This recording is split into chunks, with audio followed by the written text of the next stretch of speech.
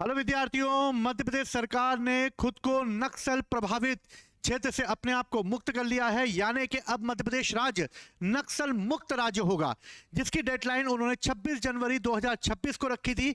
लेकिन 11 दिसंबर 2025 को अंतिम जो नक्सली थे जो कि मध्य प्रदेश में एक्टिव थे, जिनका नाम रोहित और दीपक था, उनका आत्मसमर्पण 11 दिसंबर को हुआ, जिसके तहत 11 दिसंबर 2025 को ही सीएम मोहन यादव जी ने मध्य प्रदेश को नक्सल मुक्त राज्य घोषित कर दिया। भारत को भी नक्सल मुक्त घोषित करने के लिए भारत सरकार ने भी मार्च 2026 का समय निर्धारित किया है, जिसके तहत पूरे भारत को नक्सल मुक्त घोषित कर दिया जाएगा।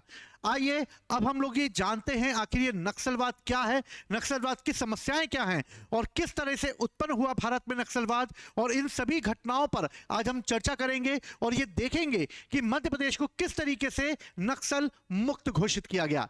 तो चलिए उड़ान एकेडमी के साथ और देखते हैं कि उड़ान एकेडमी जो है आपके सभी कॉम्पिटिटिव एग्जामों की प्रिपरेशन कराती है। एमपीपीएससी को भी टारगेट बनाते हुए हमने अपना बैच प्रारंभ किया है और इसके साथ ही नक्सल प्रभावित क्षेत्र जो हैं उसको हम देखते हैं कि कैसे ये एक्टिव होता है, कैसे नक्सलवाद चालू हुआ, इन सब पर आज हम लोग डिस्कशन करने वाले हैं।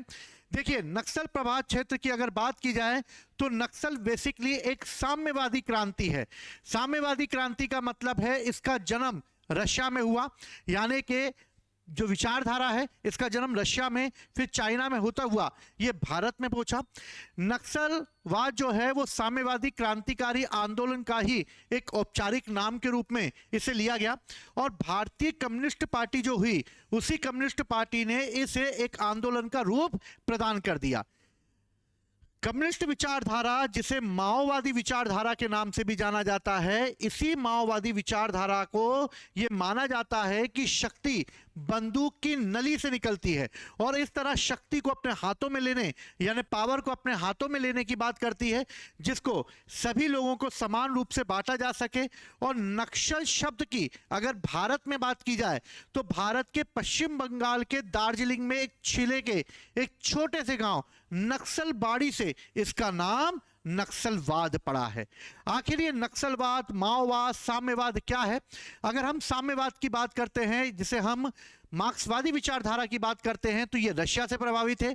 अगर हम माओवादी विचारधारा की बात करते हैं तो ये माओ से तुंग से प्रभावित है, यानी चाइना से प्रभावित है। और अगर हम इसे नक्सलवाद को बात करते हैं तो ये भारत में जमींदारों के शोषण से प्रभावित है। यानी सभी विचारधारा एक ही हैं कि शोषण से खुद को मुक्त करना, लेकिन शोषण से अपने आप को मुक्त करना है, इसलिए इसको कई लोगों ने अपने अपने तरीके से तोड़ मरोड़ कर प्रस्तुत किया और जिस तरीके से उन्होंने अपने आप को तोड़ मरोड़ के प्रस्तुत किया उसी के आधार पर नक्सलवाद विचारधारा उत्पन्न हुई। भारतीय कम्युनिस्ट पार्टी के नेता हुए चारू मजुमदार, कानू सन्याल और एक और हुए कन्हैया चटर्जी। इन सभी तीनों को यह माना जाता है कि इन्हीं तीनों लोगों ने नक्सलवादी विचारधारा जो है, जिसे कम्युनिस्टवादी विचारधारा, साम्यवादी विचारधारा या माओवादी विचारधारा के रूप में रखा जाता था, उसे भारत में एस्टेब्लिश किया। ये 1967 में ये नक्सलवादी जो प्रभाव है ये भारत में उजागर हुआ और आंध्र प्रदेश, छत्तीसगढ़, उड़ीसा, झारखंड, बिहार, छत्तीसगढ़ के अलावा जो मध्य प्रदेश का बालाघाट, डिंडोरी, मंडला वाला इलाका था, वहां पर यह फैला। और इसका फैलने का जो कारण था वो था गरीबों का शोषण, अत्याचार, और इसी के परिणाम स्वरूप जमींदारों के द्वारा जब छोटे किसानों पर अत्याचार जारी किए गए तो इन जमींदारों के अत्याचारों के विरुद्ध जब इन छोटे किसानों ने हथियार उठा लिए और अपने हक की लड़ाई लड़ना चालू की तो इसी को नक्सलवाद कहा गया। आखिर ये नक्सलवाद जो है वो मेन रूप से कैसे उत्पन्न हुआ, इस पर हम लोगों ने बात की कि जमींदारों के शोषण के विरुद्ध उत्पन्न हुआ। आखिर मजुमदार जो हैं इनकी विचारधारा सबसे ज्यादा थी और मजुमदार का झुकाव चीन की कम्युनिस्ट नेता माओ से तुंग के साथ बहुत मिलता था, इसलिए इनके द्वारा जो नक्सलवादी विचारधारा भारत में फैलाई गई उसे माओवाद के नाम से भी जाना गया। यानी कि माओ से तुंग से प्रभावित होते हुए मजुमदार ने जो भारत में जमींदारों के विरुद्ध जो आवाज उठाई, वही आवाज जो है माओवादी विचारधारा के रूप में भारत में नक्सलवादी विचारधारा बन गई। और यह कहा जाता है कि भारतीय श्रमिकों और किसानों की दुर्दशा के लिए जो सरकारी नीतियां थी ये उत्तरदायी थी, क्योंकि इन्हें जो है इनकी जमीनें छीनी गई, इनके जल जंगल और जमीन का हक मारा गया, जिसकी वजह से इन्होंने हथियार उठा लिए।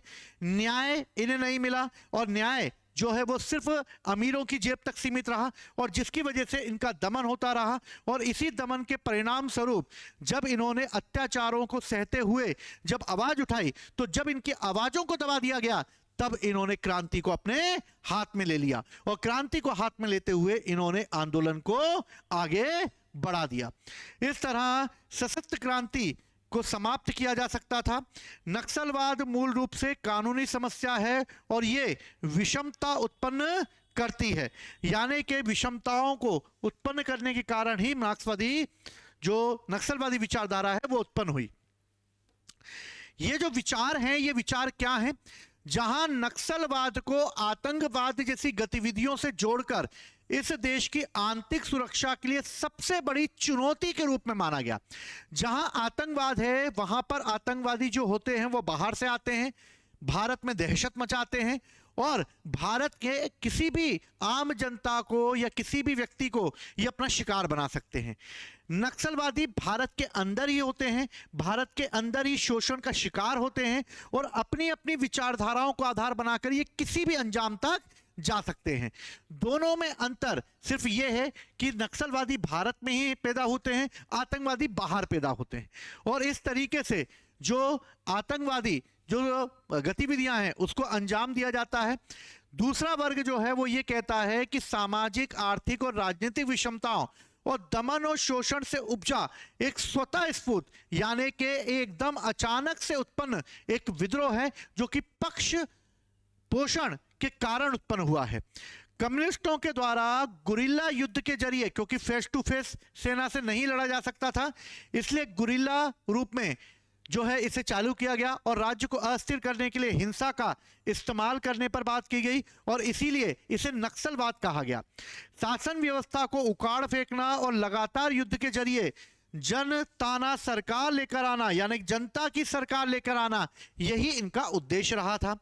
भारत में जहां वामपंथी आंदोलन पूर्व सोवियत संघ से प्रभावित था, वहीं आज का माओवाद चीन से प्रभावित माना जाता है, यानी चीन से प्रभावित है भारत का नक्सलवाद। और माओवाद हिंसा और ताकत के बल पर समानांतर सरकार बनाने के पक्ष के अलावा उनका उद्देश्य किसी भी प्रकार की हिंसा को उचित मान सकता है।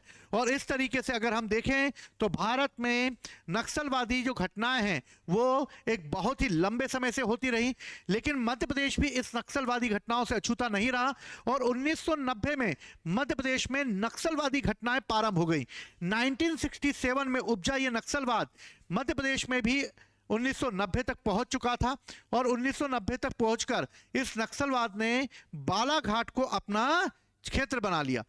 35 साल में लगभग 38 पुलिस के जवानों और लगभग 57 आम नागरिकों की जान ले ली इस नक्सलवादी विचारधारा ने। पहली एफआईआर दर्ज की गई जो सीतापाला थाने में 1990 में दर्ज की गई, जब कुछ नक्सलियों ने एक बस में आग लगा दी जिसमें लगभग 15 लोगों की जान चली गई। और इस तरीके से मध्य प्रदेश में नक्सलवादी जो है प्रभाव दिखाई देने लगा।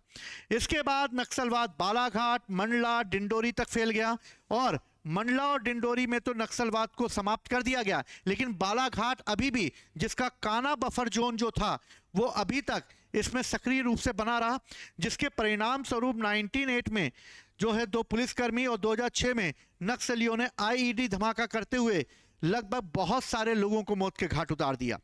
11 दिसंबर 2025 वो दिन है जब मध्य प्रदेश सरकार ने खुद को नक्सल प्रभाव से अपने आप को मुक्त कर लिया है और अंतिम रूप से सक्रिय जो नक्सली थे जिनका नाम दीपक और रोहित है, दीपक यानी के सुधाकर और रोहित यानी के मंगलू, इन्होंने अपने आप को समर्पित कर दिया और इस तरीके से लाल आतंक के नाम से जाना जाने वाला नक्सलवाद भारत में समाप्त हो गया। और 56 वर्षीय दीपक जो बालाघाट के पालागोंदी और 36 वर्षीय रोहित जो कि छत्तीसगढ़ के बीजापुर के फतेहनार से थे, उनका समर्पण हुआ और घालाघाट में 10 नक्सलियों ने सीएम मोहन यादव के सामने समर्पण करते हुए खुद को आम लोगों से जोड़ लिया। भारत नक्सलवाद की जड़ों के खात्मा करने की डेडलाइन 31 मार्च 2026 को रखी है। वहीं पर मध्य प्रदेश ने अपने आप को नक्सल मुक्त घोषित करने का लक्ष्य 26 जनवरी 2026 को रखा था। लेकिन भारत में अब नक्सलवाद का अगर देखा जाए तो सिर्फ छत्तीसगढ़ ही एक ऐसा राज्य बचा है जहां पर अभी भी नक्सलवाद उत्पन्न है। दूसरी तरफ बालाघाट, मध्य प्रदेश, छत्तीसगढ़, महाराष्ट्र की सीमाओं पर स्थित यहां पर नक्सली विचारधाराएं पनप रही हैं। नक्सल ऑपरेशन को एमपी की पुलिस, डीआरजी और हॉक फोर्स के द्वारा गठित किया गया था। हॉक फोर्स का मुख्यालय भोपाल से बालाघाट शिफ्ट किया गया और हॉक फोर्स ने नक्सलाइट ऑपरेशन रिस्क अलाउंस दिया, जिसकी वजह से नक्सलियों की कमर तोड़ने में डीआरजी, हॉक फोर्स और सीआरपीएफ और कोबरा फोर्स ने महत्वपूर्ण भूमिका निभाई और इस तरीके से पूरी तरीके से नक्सलवाद को मध्य प्रदेश से समाप्त कर दिया गया और इस तरीके से मध्य प्रदेश अब नक्सल मुक्त राज्य घोषित हो गया है। इसी तरीके की जानकारी आप लोगों के सामने मैं लाता रहूंगा। आप लोग उड़ान एकेडमी के बारे में और इंफॉर्मेशन चाहते हैं तो आप स्कैन कर सकते हैं इस क्यूआर पर और इंफॉर्मेशन आप लोगों को मिल सकती है। अपने सरकारी नौकरी की तैयारी बेहतर करने के लिए आप उड़ान एकेडमी के साथ जुड़ सकते हैं। इसी के साथ और टॉपिकों पर मैं बात करता रहूंगा आपसे। जय हिंद, जय भारत।